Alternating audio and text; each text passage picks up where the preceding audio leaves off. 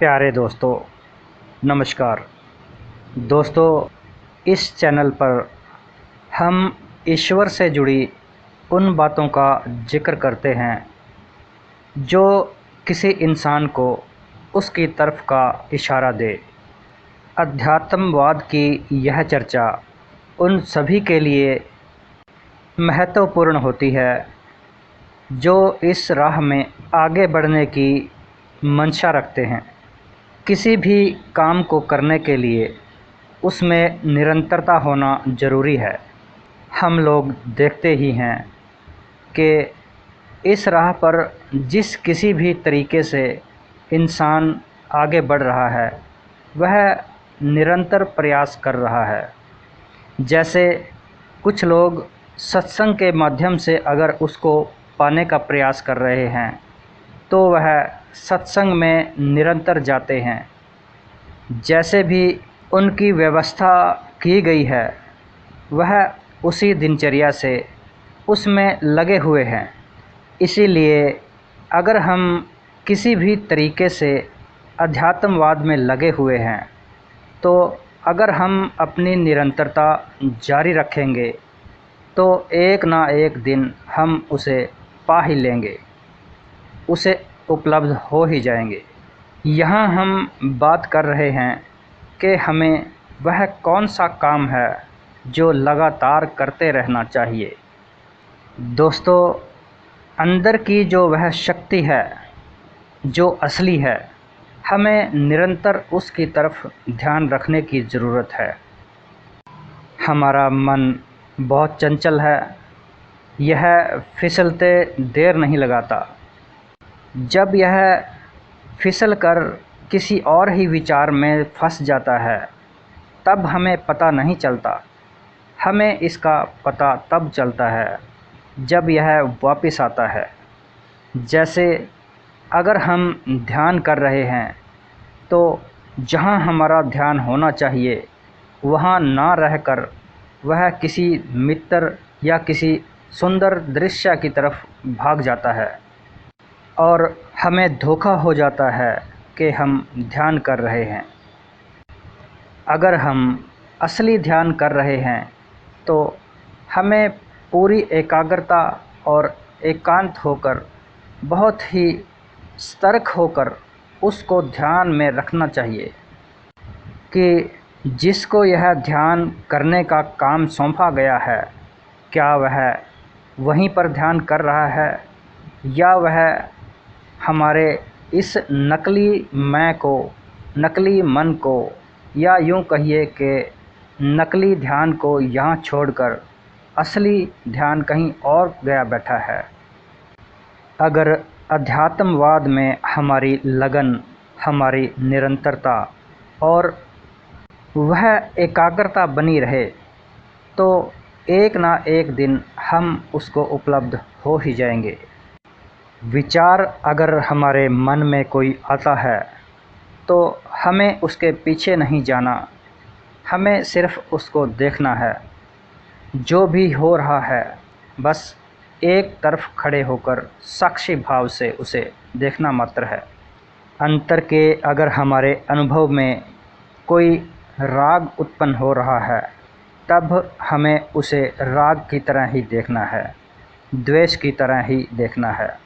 यानी खुशी को खुशी की तरह देखना है और दुखद घटना को हमें दुखद की तरह ही देखना है।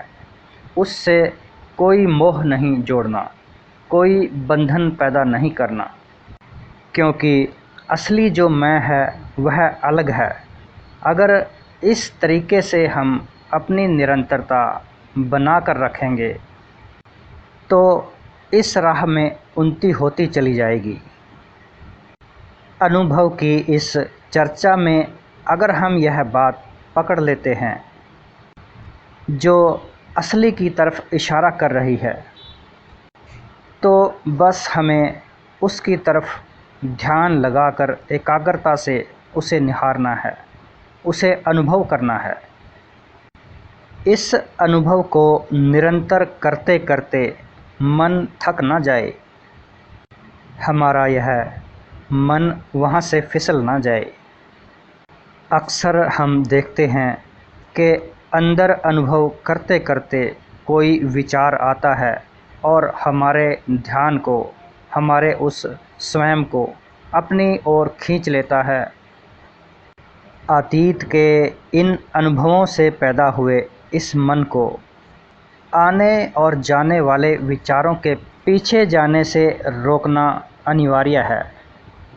अगर हम इसे रोकने में कामयाब हो जाते हैं तो इस राह में अनुभव हमें बढ़ते चले जाते हैं और हमारी उन्नति बनती चली जाती है। हमें हमेशा ध्यान रखना चाहिए कि अगर हम तटस्थ होकर एक तरफ खड़े सब दृश्यों को, आते विचारों को और जाते विचारों को मात्र देख रहे हैं तो हम उनसे अलग हैं। हमारा उनसे कोई मेल मिलाप नहीं होना चाहिए। हमें उनके आने की कोई खुशी नहीं होनी चाहिए और कोई विचार अगर जा रहा है तो उसका कोई दुख नहीं होना चाहिए, कोई विरह नहीं होनी चाहिए। अगर इस काम को हम कर लेते हैं तो उन विचारों से हमारा कोई संबंध नहीं बनेगा। इस तरह से हम अलग और आने जाने वाले विचार अलग। विचारों की तरफ निरंतर ध्यान रखते हुए हमारे मन में इतनी सी खुशी भी नहीं होनी चाहिए कि अब हमारे विचार आने बंद हो गए हैं, क्योंकि विचार जो हमने सोचा उसके बारे में जो हमारे मन में जो सोच बनी, यह भी विचार है। इसलिए इस बात को ध्यान देना ज़रूरी है कि कुछ भी अनुभव हमें हो रहा है, महसूस हमें हो रहा है, तो वह भी एक विचार है। हालांकि जब हम इस कार्य को निरंतरता से करते हैं तो ध्यान का जो झुकाव है वह अंतर की तरफ ज़्यादा हो जाता है और आने जाने वाले विचारों की तरफ कम हो जाता है। हमारे निर्विचार होने की दिशा में यह उन्नति का संकेत है। जब हमारा मन विचारों की तरफ कोई प्रतिक्रिया नहीं करता, विचारों के आने से ना कोई खुशी करता है और ना आने से ना कोई गम महसूस करता है, तो हमारे निर्विचार होने की दिशा में यह पहला कदम है। ध्यान रहे, मन के इस स्थिर अवस्था में होने से निर्विचार की इस अवस्था में भी मन में यह बात नहीं आनी चाहिए कि हम निर्विचार हो गए, हम जीत गए। नहीं, यहाँ सतर्क होने की ज़रूरत है। यह भी एक विचार है, इससे भी बचना चाहिए। उस शक्ति की तरफ बढ़ते हमारे मन के कदम जो आनंद प्रदान करते हैं, वह आनंद भी उसके मिलने में रुकावट पैदा करता है और वह घड़ी आते आते फिर पीछे हट जाती है, क्योंकि संस्कारों से भरा हमारा मन यह फिर वह खुशी बाहर के किसी अपने मित्र प्यारे को देना चाहता है और वहाँ से फिसलकर फिर उसी संसार में मोह माया के जाल में फंस जाता है। मिलने लगा था वो आनंद, लेकिन मिलते मिलते फिर फिसल गया। हमारा यह चंचल मन फिर वहाँ से भाग खड़ा हुआ। इसीलिए तो कहा गया है कि अंतर में जो भी खुशी मिले उसे केवल हज़म करें, किसी को बयान न करें, क्योंकि बयान करने वाले का तो सब कुछ चला जाता है और आगे जिसे बयान किया गया है उसे कुछ मिलता ही नहीं है, क्योंकि यह अनुभव अपने अपने हैं, जिसको मिले हैं उसी के लिए हैं। मैं कहूँ मैंने गुड़ खाया है, कड़वा है, तो क्या आप मान लेंगे? आप तो अपने पुराने अतीत के जो गुड़ खाए का स्वाद है वह ही बयान करेंगे और वह ही महसूस करेंगे और मुझे कहेंगे यह तो पागल है, गुड़ कोई कड़वा होता है, मीठा होता है। ऐसी ही स्थिति अनुभव बयान करने की भी है। मैं अपना कोई भी अनुभव आप तक पहुंचाऊं तो आप अपने पुराने अनुभव के आधार पर ही मेरे अनुभव की तुलना करेंगे और उसी के आधार पर उसे समझ पाएंगे। आपको इशारा तो मिला, लेकिन आधार आपके पुराने अनुभवों से संस्कारित ही हैं। आपको जो मिला वह आपके अतीत के अनुभवों से संस्कारित ही है।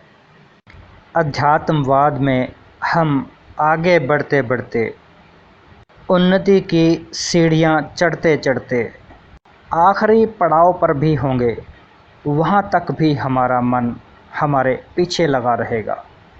अगर हमने उसे ज़रा सी भी सुविधा दी, उससे थोड़ा सा लगाव भी रखा, तो तुरंत पटक देगा, वहाँ से तुरंत फिसल जाएगा। क्योंकि मन ने तो केवल विचार पैदा करना है, हमें उसके प्रति जागना पड़ेगा। एकदम तैयार, पूरा सतर्क, एकाग्रता पूरी बनी हुई। हमारे अंतर के इस उन्नति में विचार ही तो बाधा हैं, और कोई बाहर की लड़ाई थोड़ा है। अपने मन के साथ ही लड़ाई है। कहा भी तो गया है, मन के हारे हार है, मन के जीते जीत। अपने मन से अगर हम जीत गए तो हमारी जीत हो गई। बस यही संघर्ष है। कोई भी लगा है अगर उसकी खोज में, तो उसके साथ भी यह घटना अवश्य घटेगी, घटनी भी चाहिए। इसीलिए तो हम लगे हुए हैं कि हम उसका स्वाद चखें। विचारों की इस लड़ाई में जितना हम विचारों के साथ लड़ेंगे, उनके साथ लगाव रखेंगे या राग द्वेष रखेंगे, उतना ही वह हमारे ऊपर ज़्यादा हमला करेंगे। अगर हम विचारों को नज़रअंदाज कर देंगे, केवल एक तरफ खड़े होकर सिर्फ देखते ही रहेंगे, तो धीरे धीरे वह सब विचार लुप्त हो जाएंगे। लेकिन फिर भी गए नहीं हैं। क्या पता कौन सा रास्ता अपनाकर वह फिर हमारे ऊपर हमला कर दें और मन को फिर घेर लें। हमें मन की यही पहरेदारी करनी है कि हमारा मन क्या कर रहा है, वह अपना काम सही तरीके से कर रहा है या नहीं। दोस्तों, आज इतना ही। धन्यवाद।